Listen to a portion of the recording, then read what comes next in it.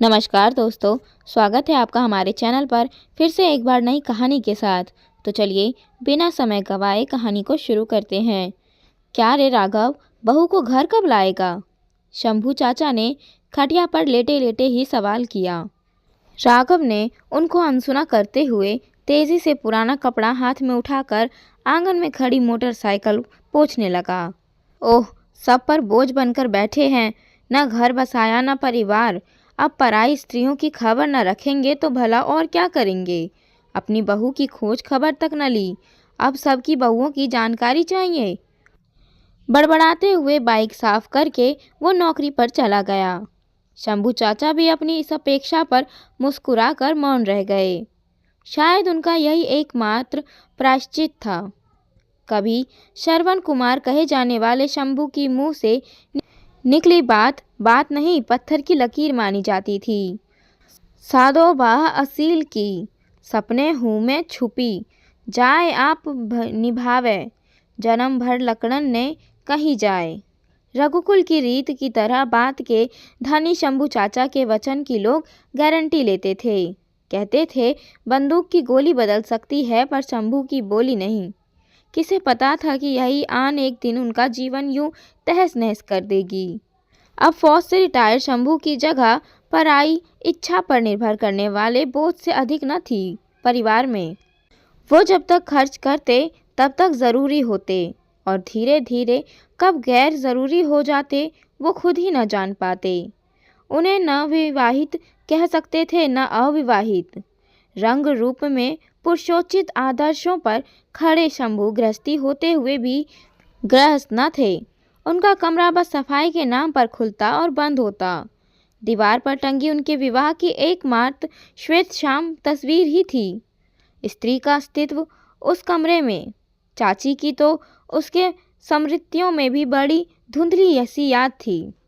उन्हें उसने कभी अपने कमरे में न देखा था। चाचा की जिम्मेदारी रोटी पानी सबको बोझ लगता, पर चाचा को कोई कभी बोझ न लगा। वो हर श्रृंगार के पेड़ के नीचे पड़ी टीन के नीचे ही लेटते रहते। उनकी खटिया और वो जगह ही थी उनकी दुनिया थी। जमीन पर पड़े फूल और चाचा में कभी कभी उसे बड़ा सामान्य लगता। अघोरी थे, पूरे गृहस्थ होकर भी सन्यासी। रात को जब राघव घर लौटा तो आग तापते शंभू ने उसे अपने पास बुला लिया और समझाते हुए कहा, लल्ला बात मान ले, गुस्सा थूक, जाकर बहू को घर ले आ अपने। राघव ने गुस्से में दांत पीसते हुए कहा, भुगत तो रहा हूँ आपकी बात मानकर। अगर उस दिन मंडप से उठ जाता तो आज ठाठ से दूजा ब्याह कर चैन से जी रहा होता। फिर व्यंग से बोला, समझा भी कौन रहा है मुझे? आप, जिसका घर द्वार कभी बसा ही नहीं। सही चोट किए हो भतीजे। लौह पुरुष माने जाने वाले शंभू चाचा आज सिर झुकाए आंखें आंसुओं से सजाए बैठे थे। कहा है कि हम चाहते हैं कि इस आंगन में एक दूसरा शंभू और बने। अगर तुम्हें किसी की अधब्याही लड़की छोड़ना पौरुष लग रहा है तो ना मानते हमारी बात। कौन सा हमने दुलानी लगा दिए थे तुम्हारी कनपट्टी पे? कहते कहते फौलाद से शंभू काका उस पल से भीतर और बाहर दोनों ओर से मोमबत्ती से पिघलने लगे। राघव अपने जीवन में पहली बार उनका यह रूप देखकर पिसज उठा। उन्हें सीने से लगाते हुए बोला, बुरा मत मानो चाचा, मेरा आपका दिल दुखाने का मन न था। 6 फुटा फौजी जिसने दुश्मन की गोली से खौफ न खाया, वो बोली से दहल गया। रघवा, मुझे भी तेरी चाची बड़ी प्यारी थी, पर उसमें बड़ी ऐंठ थी और मुझ में अपनी बात की टेक थी। मैं श्रवण कुमार तो बन लिया अपनी माँ का, पर उसका पति न बन पाया।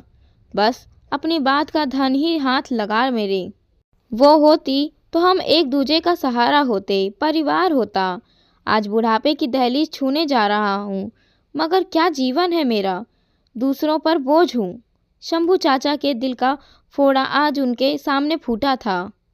मवाद ज्वालामुखी के लावे सा बह रहा था।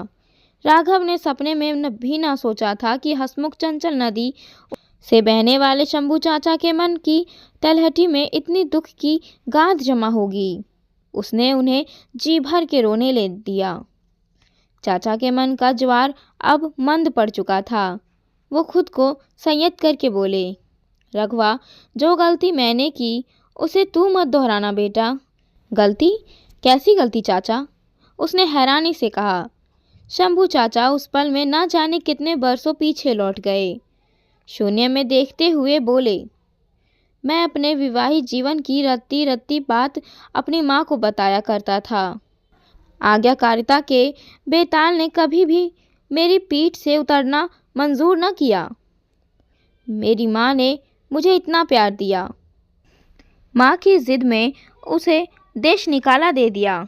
अगर समझाया होता तो आज अमर बेल सा दूसरों की गृहस्थी पर न पल रहा होता। वो घर होती तो आज तेरे भाई बहन तेरे जितने होते। जीवन साथी की ज़रूरत इस उम्र में सबसे ज़्यादा होती है। समय रहते आंखें खोल ले।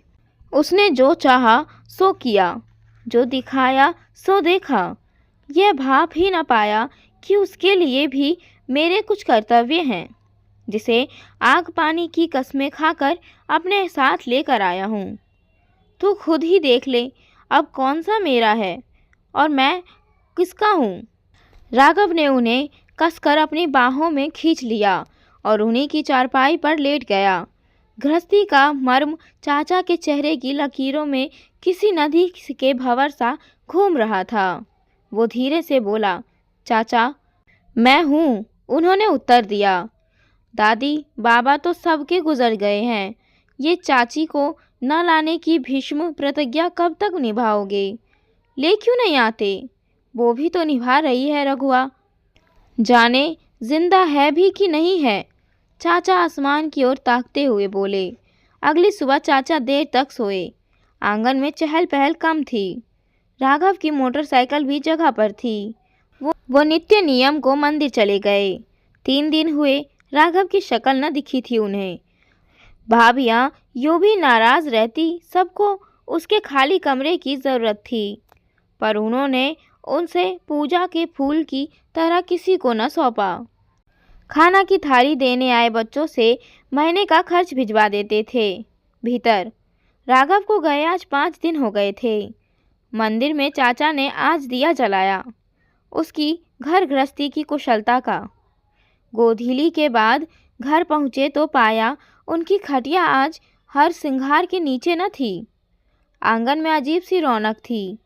कोने में हंसी ठिठोली थी। आंगन के तार पर राघव के मैले कपड़े देखकर उन्हें भारी राहत मिली। अरे रघुआ, बहू ले आया क्या? उन्होंने ऊंचे स्वर में कहा। हाँ चाचा, वो बाहर आते हुए बोला। उसके पीछे बहू भी चली आ रही थी। उसने धीरे से आंगन की बत्ती जला दी। शंभू को बरसों बाद भी कोने की भीड़ में वो चेहरा न जाने क्यों उन्हें दिखने लगा, थोड़ी चांदी के साथ। शायद बहू आने की खुशी में बौरा गया हूँ मैं। उन्होंने अपने सिर पे खुद ही चपत लगाते हुए कहा। चाचा, अपने कमरे की चाबी दीजिए। राघव उनके चरण स्पर्श करते हुए साधिकारी बोला। बहू को मुंह दिखाई चाहिए। हाँ हाँ, आज तूने मेरी बात मानकर बेमोल खरीद लिया है। उन्होंने जनेऊ से निकाल कर उसे सहर्ष देते हुए कहा। मगर ये क्या? बहू तो उनके पैर छूकर सीधे रसोई घर में लौट गई। वो अपनी खटिया आराम करने के लिए खोजने लगे। ना मिलने पर बाहर तब चबूतरे पर बैठ गए। देर रात उन्हें राघव ने खाने को आवाज़ लगाई, तब पाया कि उनके कमरे की बत्ती जल रही थी। साफ सुथरी खिले हुए हर श्रृंगार की महक आज उस बंद कमरे की सीलन निकाल कर साधिकारी घुस रही थी। चांद की छनती रोशनी में चुनरी की साड़ी पहने एक अजनबी आकृति थाली लिए उनकी ओर बढ़ रही। वो घबराकर कमरे की ओर उल्टे पैर लौट पड़े। कमरे में बल्ब की रोशनी पे पाया कि ये आकृति राघव की बहू की नहीं, उनकी सहधर्मिणी ब्रजेश कुमारी की थी। बरसों बाद इस तरह सामना होने पर वो मौन रह गए। आंसू दोनों ओर थे। उम्र की निशानी पर विरह के प्रतीक स्पष्ट थे। वर्तमान में लौट आंगन में हाथ धोते हुए उन्होंने जोर से आवाज़ लगाई।